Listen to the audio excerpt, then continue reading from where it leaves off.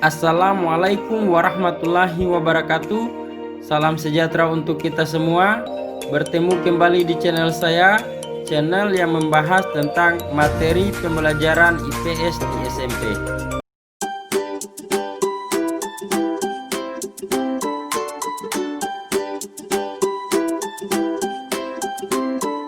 Pada video kali ini kita akan membahas tentang saluran-saluran mobilitas sosial yang merupakan lanjutan daripada video sebelumnya, yakni tentang faktor pendorong dan faktor penghambat mobilitas sosial.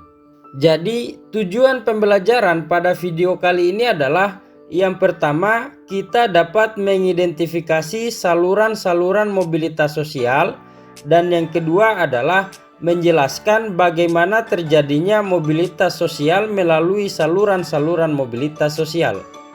Kalian tentu berpikir bagaimana caranya agar mobilitas sosial itu terjadi.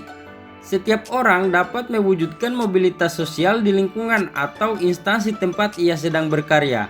Sebagai contoh, seorang guru yang sedang bertugas di lembaga pendidikan, ia dapat mewujudkan mobilitas sosial di lembaga pendidikan tersebut. Seorang politikus di partai politik dapat melakukan mobilitas sosial di partai politik yang ia ikuti.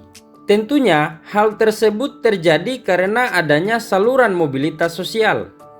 Mari kita lihat apa sajakah yang merupakan saluran-saluran mobilitas sosial. Pada dasarnya, jika kita melihat bagaimana terjadinya mobilitas sosial melalui saluran-saluran mobilitas sosial, itu diklasifikasikan menjadi 4. Yang pertama adalah pendidikan, yang kedua adalah organisasi politik, yang ketiga adalah organisasi ekonomi, dan yang keempat adalah organisasi profesi. Kita simak penjelasannya. Kita mulai dari yang pertama, yakni saluran pendidikan. Pendidikan merupakan saluran bagi mobilitas vertikal, karena melalui pendidikan, orang dapat mengubah statusnya. Lembaga-lembaga pendidikan pada umumnya merupakan saluran yang nyata atau konkret dari mobilitas vertikal ke atas, bahkan dianggap sebagai social elevator atau perangkat yang mengangkat seseorang dari kedudukan yang rendah ke kedudukan yang lebih tinggi. Tentunya kalian masih ingat pada tayangan video kita sebelumnya, beberapa kisah dari mereka yang memiliki status sosial rendah berjuang dengan gigih melalui saluran pendidikan hingga akhirnya dapat mencapai status sosial atau kedudukan yang lebih tinggi. Hal ini sekali lagi menegaskan bahwa pendidikan merupakan saluran mobilitas sosial yang benar-benar mempengaruhi terjadinya mobilitas sosial vertikal ke atas. Kita masuk pada saluran yang kedua, yakni organisasi politik. Tentunya kalian juga masih ingat ada beberapa presiden yang pernah memimpin Republik Indonesia. Sebagai contoh, Presiden Republik Indonesia yang pertama, Insinyur Soekarno. Ketika mendirikan Partai Nasional Indonesia, Bapak Soekarno tidak memiliki jabatan di pemerintahan. Namun, melalui perjuangan politiknya, Bapak Soekarno semakin dikenal rakyat dan penjajah. Pada saat kemerdekaan, Bapak Soekarno dipilih menjadi Presiden Republik Indonesia. Ini adalah sebuah kisah tentang seorang anak petani dan mantan kuli bangunan yang berhasil menjadi anggota Dewan terpilih saat pemilihan umum tahun 2019. Ia berhasil menjadi anggota Dewan Perwakilan Rakyat Republik Indonesia setelah mendapat polling suara terbanyak. Lagi-lagi, hal ini menjelaskan bahwa organisasi politik dapat mempengaruhi terjadinya mobilitas sosial. Kalian juga dapat menemukan berbagai contoh perjuangan orang-orang lewat partai politik di sekitar tempat tinggal kalian. Kita lanjut pada saluran yang ketiga, yaitu organisasi ekonomi. Organisasi ekonomi antara lain bergerak dalam bidang perusahaan atau jasa yang umumnya memberikan kesempatan seluas-luasnya bagi seseorang untuk mencapai mobilitas vertikal.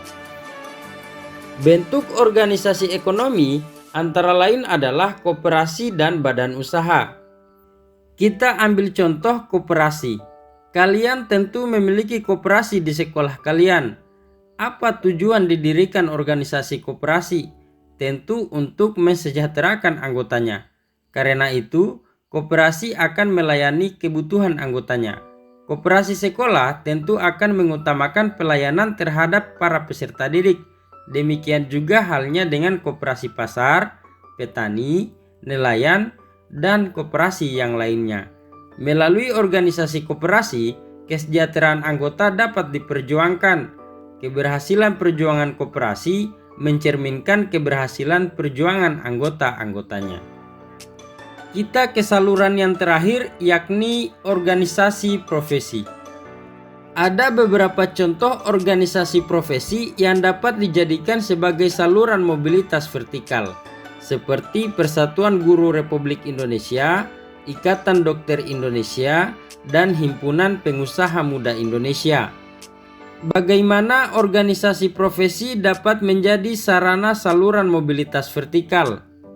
Ini dapat terjadi karena organisasi profesi merupakan himpunan orang-orang yang memiliki profesi yang sama, sehingga mereka akan lebih kompak dan kuat memperjuangkan profesinya.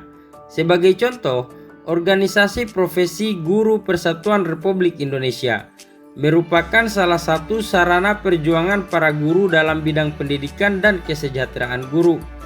Selain memperjuangkan pendidikan di Indonesia, PGRI juga memperjuangkan peningkatan kesejahteraan guru. Perjuangan PGRI tentu diperhatikan oleh pemerintah Indonesia sehingga kesejahteraan guru di Indonesia terus mengalami peningkatan.